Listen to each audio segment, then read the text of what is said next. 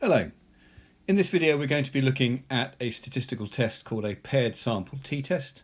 Paired sample t-test is quite a simple statistical hypothesis test, but it's still one that gets used quite frequently. The paired sample t-test is a statistical test that you do when you have data that come in pairs, and what we're going to do now is we're going to look at the kind of experiment that you might do that might produce the kind of data that you'd analyse with a paired sample t-test. So let's say, for example, that you're testing the effect of a new drug on the amount of oxidative damage that an animal experiences. And you know that there's a strong genetic component to the amount of oxidative damage that you measure. So if you measure individuals within a family, they'll tend to be quite similar, whereas individuals from different families might tend to be quite different when you're looking at this degree of oxidative damage. So in order to try to control for this genetic effect, what you might do is do your experiment on pairs of siblings. So if you take, say, 7 pairs of sibling mice, you could allocate one of each pair to get the drug treatment and one of each pair to get the control. And that will then give you what we call a paired design, where your results come in pairs. So you do this, you allocate your mice to a treatment or a control group, and then after a couple of weeks, you take a measurement that's going to indicate the amount of oxidative damage that those animals have experienced. In this case, the example I'm giving is you could measure something called 8-OHDG, which is an indicator of the amount of DNA damage that an animal's experienced as a consequence of reactive oxygen species in its system. So let's have a look at the sort of data that you might get.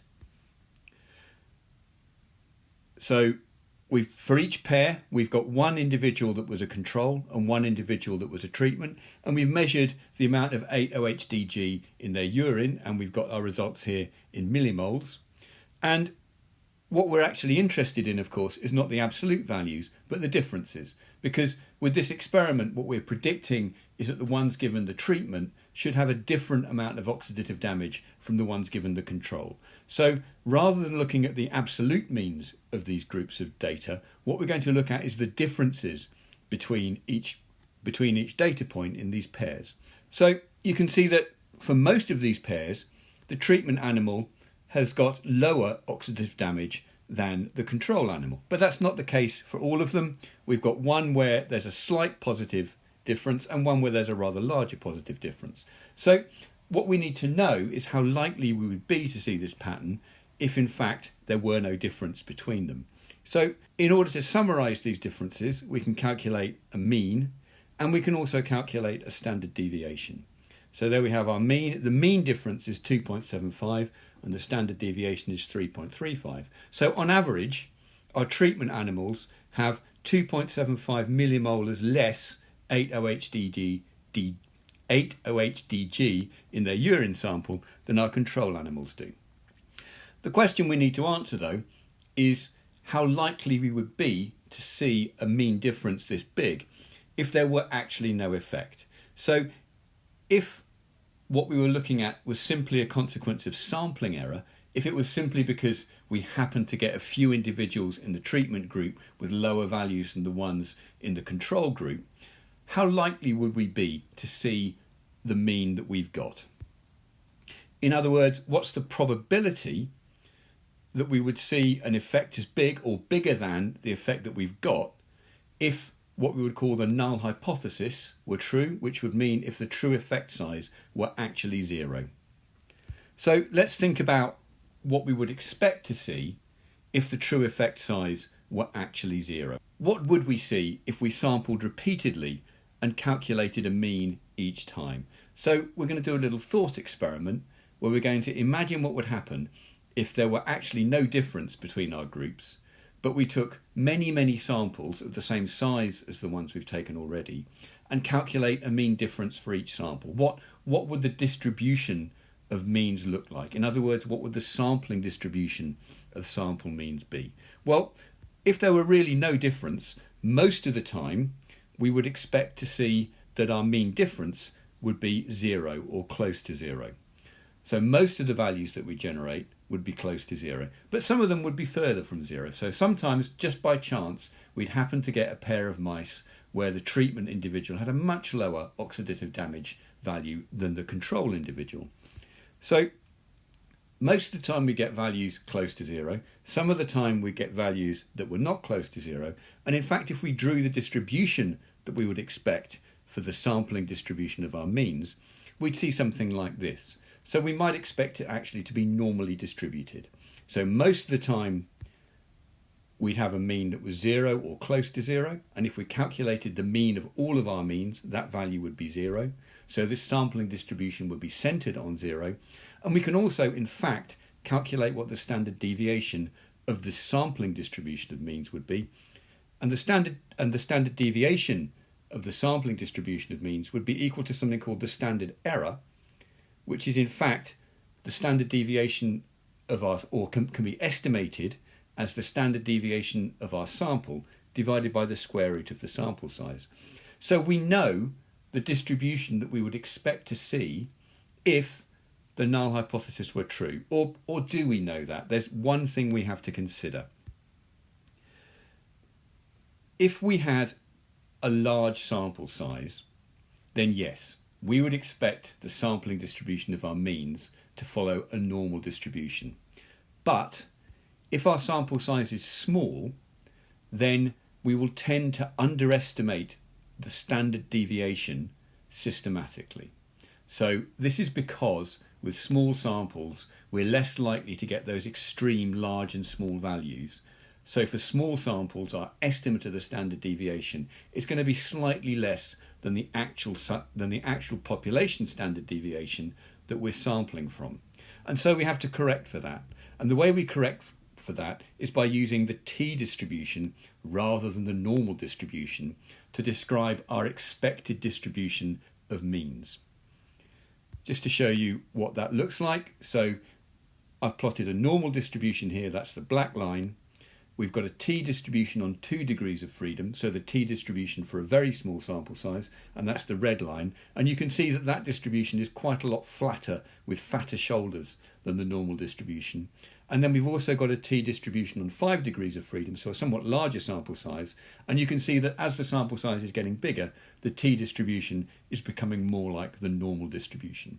So our sample size is pretty small, n equals 7. We've got 7 pairs of individuals.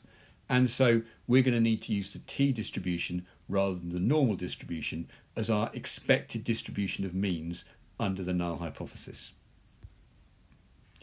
Okay, so we know what the distribution of mean differences would be if the null hypothesis were true.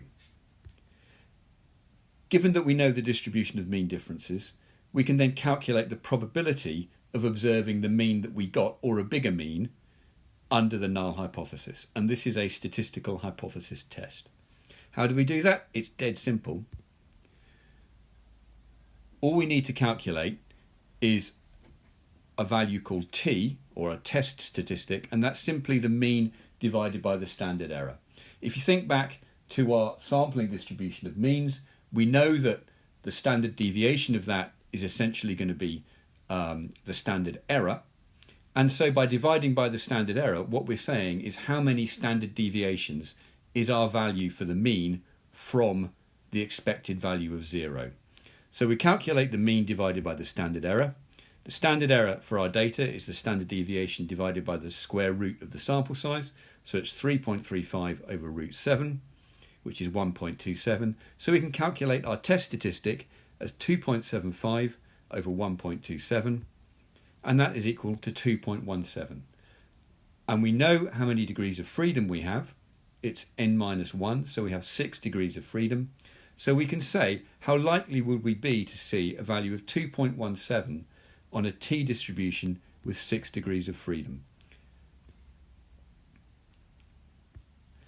Here is the t-distribution on 6 degrees of freedom that I've drawn out, and I've drawn in the areas under the curve where we would expect to get 2/3 of all the values, and then the area where we would expect to get 95% of all the values in our t-distribution. And I've drawn in our calculated test statistic of 2.17. You can see it there on the right hand side.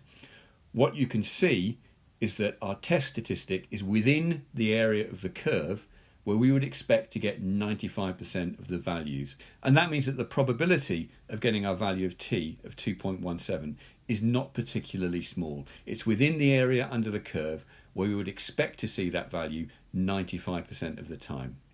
If we want to get a more precise estimate of the probability of observing our value of t, we can do that. We can just ask R to calculate it for us, and I've done that here.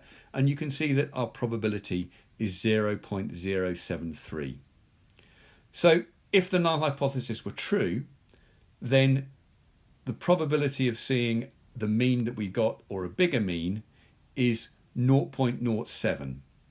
That value is larger than the conventional cutoff for statistical significance at 0.05, and so we would say that our mean difference is not significantly different from a mean of 0. Okay, so we've done our paired sample t-test, and we've concluded that we can't have a lot of confidence that the mean difference we observed is really all that different from 0, because there's a reasonably good chance that the value we observed has arisen simply by sampling error. Obviously, most of the time we don't want to go through all these calculations, and we can just ask R to do a paired sample t-test for us. And the syntax that we use is we use the t.test function. We give it the first variable, and then we give it the second variable, and these must be in order. So the first number in the first variable must be the same pair as the first number in the second variable, and then we use the argument paired equals true, and that tells the t-test function that we want to do a paired sample t-test. And if we do that on our data, we find that the values it gives us are, to within a little bit of rounding error, the same as the ones we've calculated.